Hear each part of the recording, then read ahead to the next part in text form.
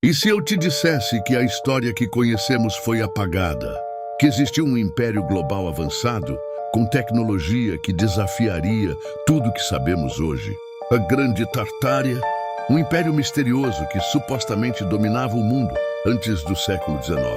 Mapas antigos mostram sua existência, mas de repente desapareceu dos livros de história.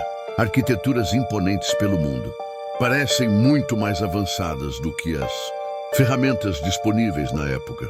Seriam construções tartárias que foram reaproveitadas e renomeadas. Alguns dizem que a Tartária dominava a energia livre, tecnologia de ressonância e até curas secretas que foram deliberadamente escondidas. Mas então veio a catástrofe.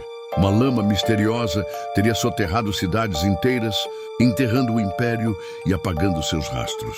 Seria esse o maior segredo da humanidade? Ou apenas uma ilusão criada por ruínas mal interpretadas? E se a verdadeira história do mundo for muito diferente do que nos contaram? E se eu te dissesse que a história que conhecemos foi apagada, que existiu um império global avançado, com tecnologia que desafiaria tudo que sabemos hoje?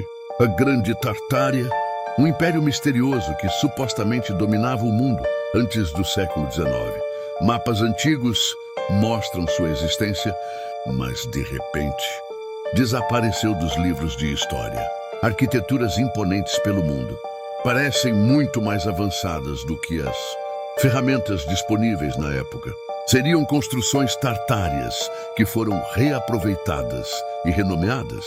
Alguns dizem que a Tartária dominava a energia livre, tecnologia de ressonância e até curas secretas que foram deliberadamente escondidas. Mas então veio a catástrofe. Uma lama misteriosa teria soterrado cidades inteiras, enterrando o império e apagando seus rastros. Seria esse o maior segredo da humanidade? Ou apenas uma ilusão criada por ruínas mal interpretadas? E se a verdadeira história do mundo for muito diferente do que nos contaram? E se eu te dissesse que a história que conhecemos foi apagada, que existiu um império global avançado, com tecnologia que desafiaria tudo que sabemos hoje? A Grande Tartária, um império misterioso que supostamente dominava o mundo antes do século XIX. Mapas antigos mostram sua existência, mas de repente desapareceu dos livros de história. Arquiteturas imponentes pelo mundo parecem muito mais avançadas do que as ferramentas disponíveis na época. Seriam construções tartárias que foram reaproveitadas e renomeadas. Alguns dizem que a Tartária dominava a energia livre,